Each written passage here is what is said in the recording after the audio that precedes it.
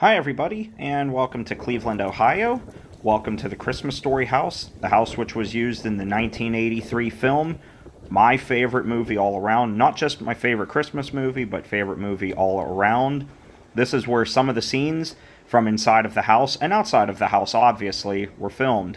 And I say some because not all scenes from inside of this house were filmed here. Some were filmed on a soundstage up in Ontario.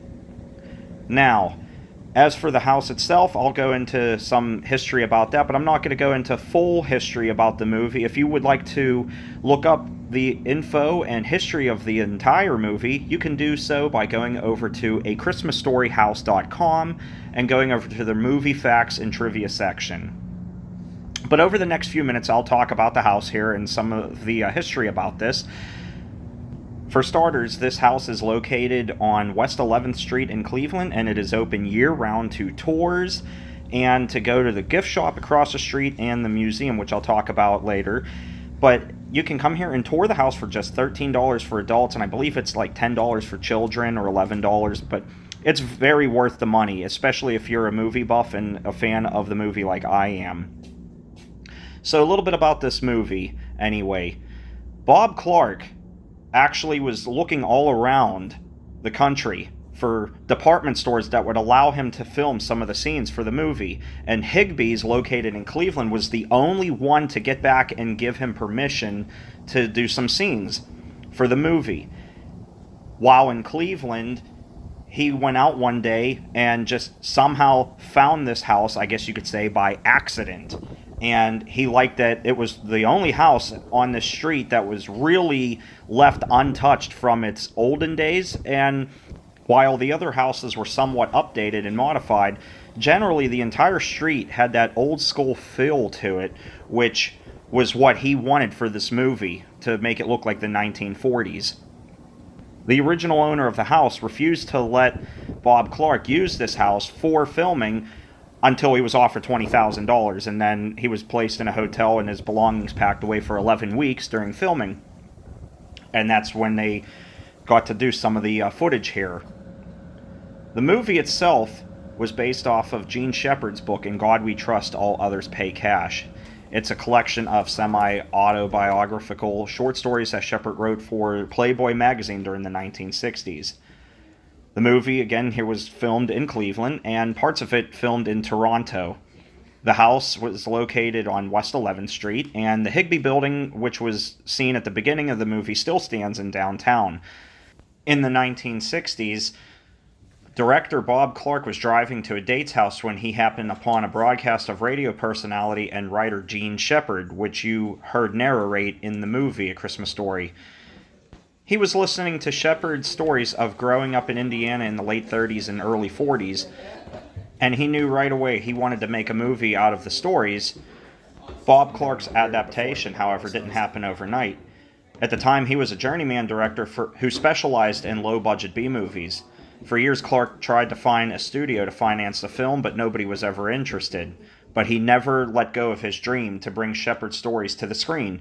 And ironically, in 1981, he directed Porky's.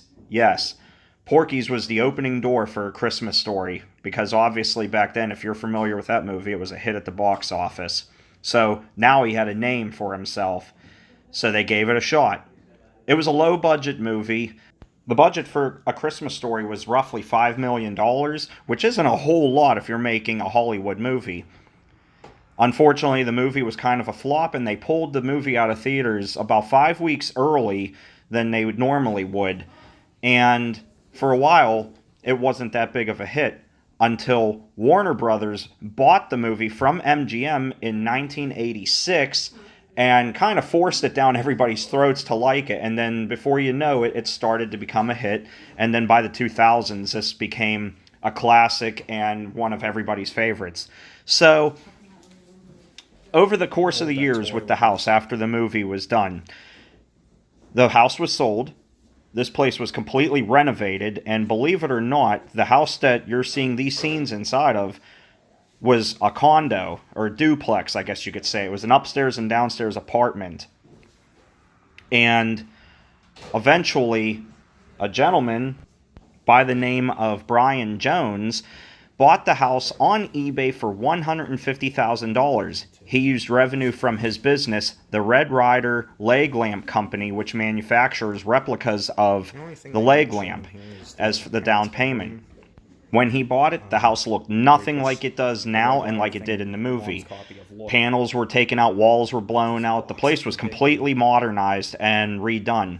And what Brian did was spend $240,000 to gut the structure, reconfigure it back to a single-family house, and transform it into a near replica of the movie set and restore the exterior to its appearance in the film by watching the movie frame by frame.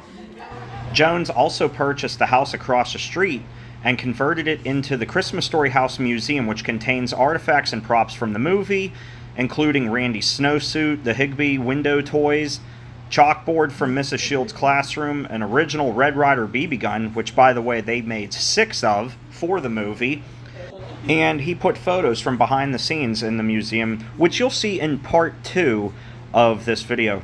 By the way, check out this outlet here. They literally put as many plugs as they could into one, just like in the movie. I thought that was hilarious.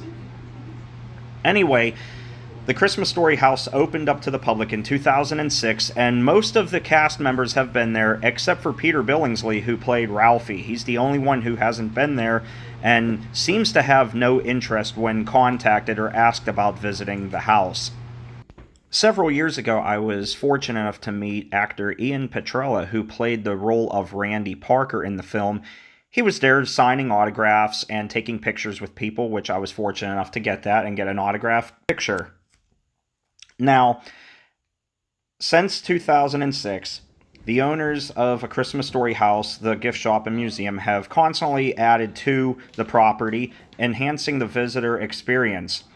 Within the last couple of years, the Bumpus' house next door, which you saw the Pink Nightmare inflatable in the front yard at the beginning of the video, was purchased and renovated, and now people can actually stay there. You could even stay inside of the Christmas Story house if you would like to, but I wouldn't suggest it because during the holidays, it can cost you up to $5,000 per night, and the place is booked for the next 5 years. Anyway, I hope you enjoyed me talking about the movie. Again, I'm going to be doing another part for this with the museum and the gift shop. I didn't want to put it all in this video and make it too long for you, so stay tuned for that. And stay tuned for this little clip coming up with the telephone. You're going to really enjoy this. Anyway, check that out, and I'll talk to you at the end of the video.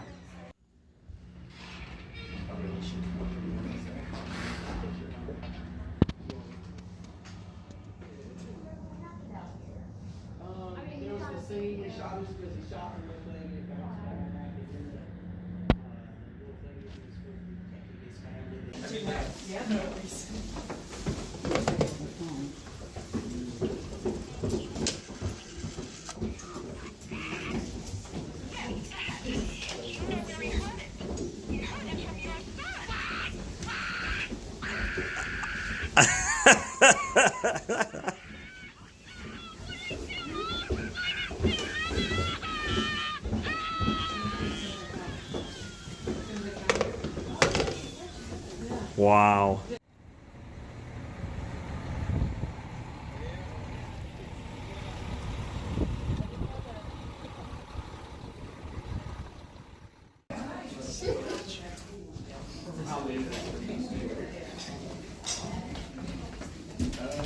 Well, there you go, guys. There is our video tour of the Christmas Story house in Cleveland, Ohio. Thanks to Kayla for helping with some of the shots that we did. It was a lot of fun. Yes, it was. We hope you enjoyed our tour of that. If you did, obviously leave a like on the video, but stay tuned for part 2 of this video because we actually did a tour of the gift shop as well as the museum. If you're not familiar with the Christmas Story House and the museum, they actually have the museum across the street which has props and artifacts from the movie which were saved, and they are on display there for you to see year-round. And if you're unable to make it to the Christmas Story House, well, that's what our video is going to be there for, so you can enjoy viewing what we see and just be able to appreciate the artifacts and props saved from when the movie was done, as many of them were just left to be destroyed or thrown out because of awful. I know, because of the low budget film. So, but anyway, yep, that was a wrap for that. Stay tuned for part 2, like I said, and with that said, guys, take care, stay awesome, Have a Cameron-licious day. and Merry Christmas. Merry Christmas. Bye, everybody. Hi, everybody. Okay, Black Bart, now you get yours.